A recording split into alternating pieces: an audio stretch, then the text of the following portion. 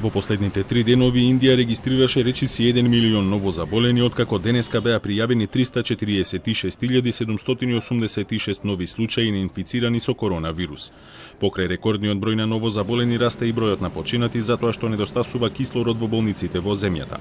Според нивните пресметки, само во Нью Делхи на секои 4 минути умира по едно лице од COVID-19. Финансиски слабиот здравствен систем е во големи проблеми, а роднините на пациентите самите се обидуваат да набават кислород.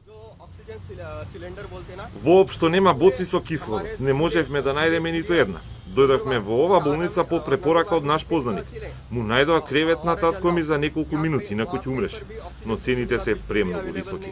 Пред нецели 2 месеци индиската влада мислеше дека го победила вирусот. Во средината на февруари новите случаи паднаа на 11.000. Владата почна да извезува вакцини, а министерот за здравство оцени дека Индија е во крајната фаза на пандемијата.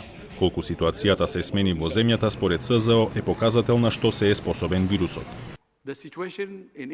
Ситуацијата во Индија е поразителен показател за тоа што може да направи вирусот и зошто мораме да ја употребиме секоја алатка против него во сеопфатен и интегриран пристап, јавни здравствени мерки, вакцини, дијагноза и терапија. Ова е сценарио кој се одигрува ширум светот и ќе продолжи така доколку не обезбедиме праведен пристап до алатките кои ни се потребни за спасување на животи.